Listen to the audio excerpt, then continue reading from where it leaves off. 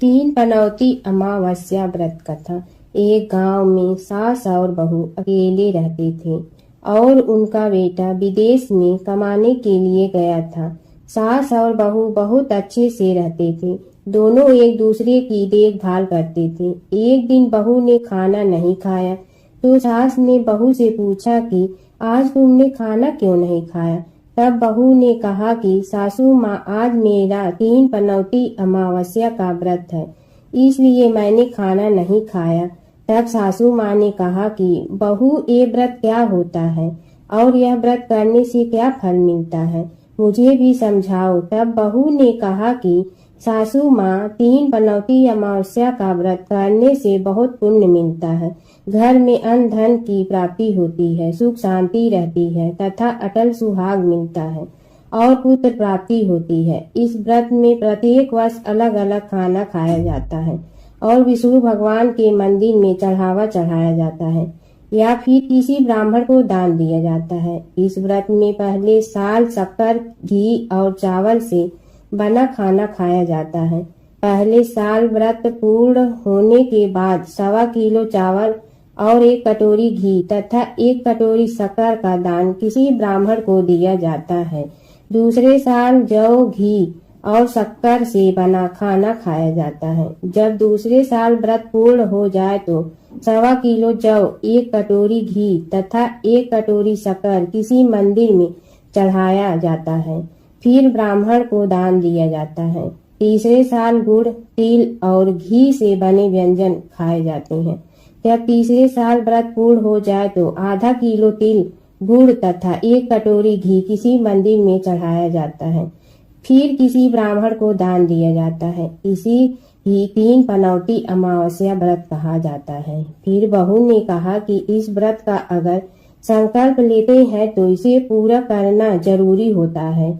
अगर पूरा नहीं कर सकते हैं तो सास बहू में झगड़ा और घर में अशांति आती है। तब सासू ने कहा कि मेरी तो उम्र हो गई है, लेकिन तुम यह व्रत करो। और बहू यह व्रत का आरंभ करती है। लेकिन एक दिन बहू ने किसी के कहने पर गेहूं से बनी रोटी खा लेती है और अमावस्या माता इस बात से नाराज हो गई। जो सास और बहू बहुत ही प्यार से रहती थी, इन दोनों में झगड़े होने लगे। सभी गांव वाले भी हैरान हो गए कि यह सब क्या हो रहा है।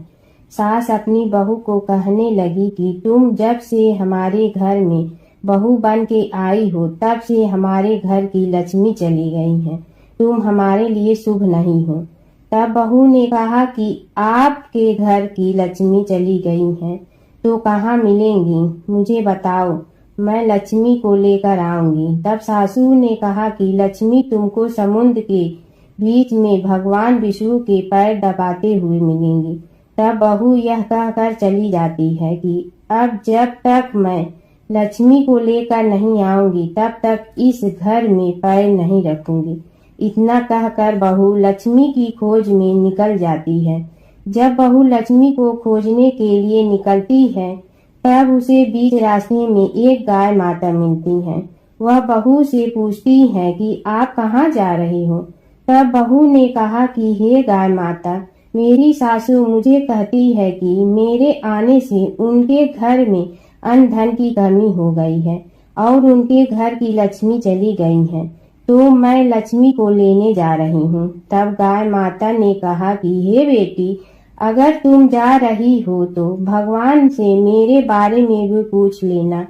तब बहू बोलती है कि ठीक है गाय माता, बताओ, मैं आपके बारे में भी पूछ लूंगी। तब गाय माता बोलती है कि मेरा जब भी बछड़ा होता है वह मर जाता है, जिंदा नहीं रहता। तुम भगवान से पूछ लेना कि मेरे साथ ऐसा क्यों हो रहा है, मैंने ऐसा कौन से कर्म किए हैं। तब बहू बोली, गाय माता, मैं आपके बारे में जरूर पूछूंगी। यह कहकर बहू आगे बढ़ती है। अब आगे जाते ही बहू को एक घोड़ी मिलती है जिसके गले में घंटी बंधी हुई होती है। घोड़ी ने भी कहा कि बेटी, तुम मेरे दुख का निवारण भी भगवान से पूछ लेना। तब बहू ने कहा जरूर पूछ लूंगी। यह कहकर बहू आगे बढ़ती है। आगे जाते ही बहू को एक अंधा और बहरा बुजुर्ग मिलता है। वह भी बहू से अपनी समस्या भगवान से पूछने के लिए कहता है। तब बहू उसकी समस्या भी भगवान से पूछने को कहकर आगे बढ़ती है। आगे जाते ही बहू को एक बूढ़ी औरत मिलती है जो हाथ और पैर से अपाहिज होती है। वह भी बहू से अपनी समस्या भगवान को पूछने के लिए कहती है। तब बहू उसकी समस्या को भी पूछने के लिए तैयार हो जाती है और आगे बढ़ती है। आगे जाते ही बहू थक जाती है और एक आम के पेड़ के नीचे बैठ जाती है। तब आम का पेड़ खुश होकर बहू से पूछता है कि बेटी, तुम कहाँ से आई और कहाँ जा रही हो? तो तब बहू बताती है वह लक्ष्मी को लेने जा रही है। तब पेड़ भी अपनी समस्या भगवान को पूछने के लिए कहता कि मेरे पेड़ पर लगे आम खट्टे ही क्यों होते हैं, इस बारे में भगवान को जरूर पूछना। तब बहू उसकी समस्या लेकर आगे बढ़ती है। आगे जाते ही बहू को एक तलाई मिलती है। वह भी बहू को बताती है कि तुम भगवान से पूछने की मेरे तलाई का पानी इतना मैला क्यों है, कोई भी इसे नहीं पीता है। तब बहू कहती है जरूर पूछ लूंगी और कहकर आगे बढ़ती है। बहुत दिन जंगल में चलते चलते बहू थक जाती है। उसे भूख भी लगी होती है, लेकिन खाने को नहीं मिलने से वह थक जाती है और जंगल में बेहोश हो जाती है। उसी समय भगवान विष्णु और माता लक्ष्मी वहां विचरण करते हुए आते हैं। तब माता लक्ष्मी विष्णु जी से कहती हैं कि हे नाथ, यह आपकी बहुत बड़ी भक्त है, आप इसके दुखों का निवारण करो। तब भगवान विष्णु कहते हैं कि इस संसार में बहुत जीव दुखी हैं, सभी अपने अपने कर्मों का फल भोग रहे हैं, किस किस के दुख का निवारण मैं करूं?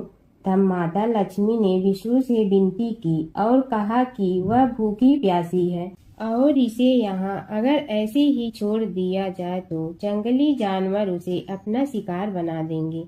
माता लक्ष्मी की बात सुनकर भगवान विष्णु एक साधु का वेश धारण करते हैं और बहू के पास जाते हैं और होश में लाते हैं।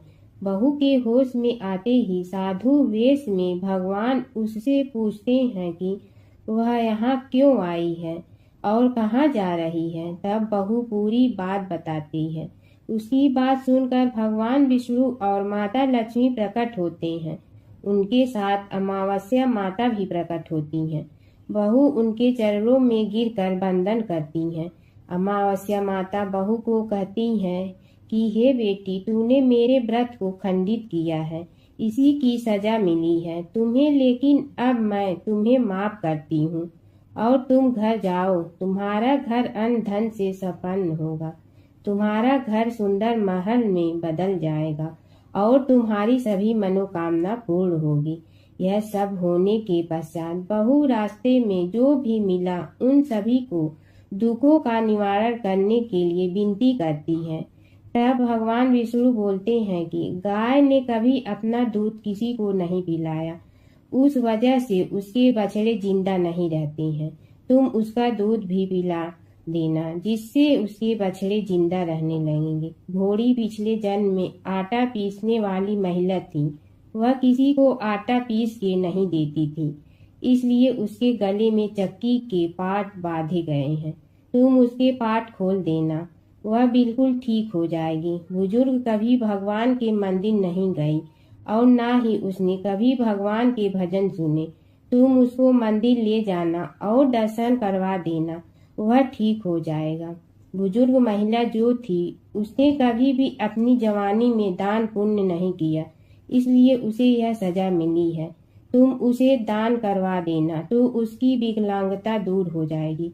उस आम के पेड़ ने कभी किसी बच्चे को अपने आम खाने को नहीं दिए, इसलिए उसके सभी आम खट्टे होते हैं। तुम उस पेड़ का आम खा लेना, फिर उस पेड़ पर मीठे आम आएंगे। तलाई का पानी पिछले जन्म में देवरानी जेठानी थी, वह हमेशा झगड़ती रहती थी, इसलिए उसका पानी मैला है। तुम उसका पानी पी लेना, वह तलाई शुद्ध हो जाएगी। बहू ने भगवान विष्णु, माता लक्ष्मी और अमावस्या माता को नमन करके घर जाने के लिए निकलती हैं और रास्ते में उसे जो जो भी मिला उनके सभी समस्या भगवान के कहे अनुसार दूर करती हैं। सभी उसे आशीर्वाद देते हैं। घर जाते ही उसका घर एक सुंदर महल में परिवर्तित हो जाता है तथा घर में अन्न धन भरा मिलता है। अब बहू सासू से कहती कि सासू माँ, आपने सच कहा था, मैं आपके लिए शुभ नहीं हूँ। मेरे जाने से ही आपके घर में लक्ष्मी आई है। अब आप यहाँ रहें, मैं मरने जा रही हूँ। तब सासू ने कहा कि हे बेटी, यह सब तुम्हारे पनौती अमावस्या व्रत का फल है, हमें मिला है। तुम यहाँ पर ही रहोगी, कहीं नहीं जाओगी। और सास बहू खुशी खुशी रहने लगी। एक दिन उसका बेटा भी विदेश से लौट आया और घर में यह सब देखा। तब उसकी माँ ने सब बात उसे बताई। इस तरह वह लोग खुशी खुशी रहने लगे। जमुना की कहानी।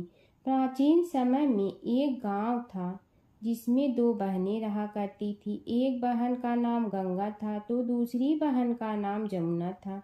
एक बार दोनों बहनें एक साहूकार के खेत से गुजर रही थी तो जमुना ने 13 दाने जौ के तोड़ लिए, जिसे देख गंगा बोली कि तुझे तो ग्रहण लग गया, तूने चोरी की है। इस पर जमुना बोली कि अब मेरा ग्रहण कैसे धुलेगा। गंगा ने कहा कि तुझे 12 साल तक साहूकार के यहाँ नौकरी करनी पड़ेगी, तभी तेरा पाप धुलेगा और ग्रहण से मुक्ति मिलेगी। जमुना साहूकार के यहाँ नौकरी के लिए जाती है और अपने लिए काम मांगती है। साहूकार उसे काम पर रख लेता है, लेकिन काम करने से पहले जमुना उसे कहती है कि मैं सारे काम करूंगी, लेकिन 4 काम नहीं करूंगी। जूठे बर्तन नहीं मांजूंगी, झाड़ू नहीं लगाऊंगी, बिस्तर नहीं बिछाऊंगी और दिया नहीं जलाऊंगी। 12 साल के बाद कुंभ का मेला लगा तो साहूकारनी भी कुंभ नहाने जाने लगी। जमुना ने उसे जाते देख कहा कि कुंभ के मेले में मेरी बहन गंगा मिलेगी तो उसे यह सोने का टक्का दे देना, इससे वह अपने हाथों में सुंदर चूड़ियां पहन लेगी। साहूकारनी ने कुंभ के मेले में गंगा को वह सोने का टका दे दिया। गंगा ने उनसे वह टका लेते हुए कहा कि मेरी बहन को कहना कि उसके 12 वर्ष पूरे हो गए हैं, अब वह वहां वापिस आ जा। साहूकार व साहूकारनी वापिस घर आए तब जमुना मटके में पानी भर रही थी। दोनों जमुना से बोले कि हमने सोने का वह टका तेरी बहन गंगा को दे दिया था और उसने कहा है कि तेरे 12 वर्ष पूरे हो गए हैं, इसलिए अब तुम वापिस जाओ। यह समाचार सुनते ही जमुना सहस्त्र धारा में बदल गई और बहने लगी। जमुना जी का यह रूप देखकर साहूकार और साहूकारनी परेशान हो गई थी। हमारे घर में जमुना माता ने काम किया, हमें तो अब ग्रहण लग गया है, हम यह ग्रहण कैसे उतारेंगे। जमुना भागकर गंगा माता के पास चली गई। गंगा ने जमुना से पूछा कि तुम साहूकार साहूकारनी से कुछ कहकर आई हो या ऐसे ही बिना बताए आ गई। तब जमुना बोली कि मैं तो कुछ भी बताकर नहीं आई हूँ। गंगा ने कहा कि जा उन्हें धीरज दे आ, नहीं तो उन्हें जीवन भर असंतोष ही रहेगा। गंगा के कहने पर जमुना माता ने साहूकार साहूकारनी को सपने में दर्शन दिए और कहा कि तुम दोनों उल्टे माथे क्यों पड़े हो, जाओ उठकर खाओ पियो। तब दोनों बोले कि हम कैसे उठें, हमें तो ग्रहण लगा है, क्योंकि हमने उल्टे सीधे और पता नहीं कितने नीच कार्य आपसे कराए हैं। तब जमुना जी बोली कि तुम्हें ग्रहण नहीं लगा है, ग्रहण तो मुझे लगा था कि मैंने तुम्हारे खेत से 13 दाने जौ के चुराए थे। मैं तो अपना ग्रहण उतारने तुम्हारे घर आई थी। मेरा ग्रहण तुम्हारे घर में 12 वर्ष तक रहने से उतर गया है और मेरी मुक्ति हो गई है। जमुना जी ने कहा कि तुम्हें कोई ग्रहण नहीं लगा है, उल्टे मेरे 12 वर्ष तक यहाँ रहने से तुम्हारी भी मुक्ति हो गई है। यह कहकर जमुना जी स्वप्न से चली गई। दोनों उठकर देखते हैं कि उनके घर में पहले से भी अधिक धन हो गया है। हे जमुना माता, जैसे आपने साहूकार व साहूकारनी की मुक्ति कराई, वैसे ही आप अपने सभी भक्तों की करना। ओम जय जगदीश हरे स्वामी, जय जगदीश हरे। भक्त जनों के संकट क्षण में दूर करे। ओम जय जगदीश हरे। जो ध्यावे फल पावे, दुख बिन से मन का। सुख संपत्ति घर आवे, कष्ट मिटे तन का। ओम जय जगदीश हरे। मात पिता तुम मेरे, शरण कहूँ किसकी। तुम विनय और न दूजा, आस करूँ जिसकी। ओम जय जगदीश हरे। तुम पूर्ण परमात्मा, तुम अंतर्यामी। पार ब्रह्म परमेश्वर, तुम सबके स्वामी। ओम जय जगदीश हरे। तुम बिंदा के सागर, तुम पालन करता। मैं मूर्ख कल काम, कृपा करो भरता। ओम जय जगदीश हरे। तुम हो ये कय गोचर, सबके प्राणपति। किस विधि मिलूं दया में, तुमको मैं कुमति। ओम जय जगदीश हरे। दीन बंधु दुख हरता, तुम रक्षक मेरे। अपने हाथ उठाओ, द्वार पड़ा तेरे। ओम जय जगदीश हरे। विषय विकार मिटा, पाप हरो देवा। श्रद्धा भक्ति बढ़ाओ, संतन की सेवा। ओम जय जगदीश हरे। तन मन धन सब तेरा, स्वामी सब कुछ है तेरा। तेरा तुझको अर्पण क्या लागे मेरा। ओम जय जगदीश हरे। जय जगदीश हरे स्वामी, जय जगदीश हरे। भक्त जनों के संकट क्षण में दूर करे। ओम जय जगदीश हरे स्वामी, जय जगदीश हरे।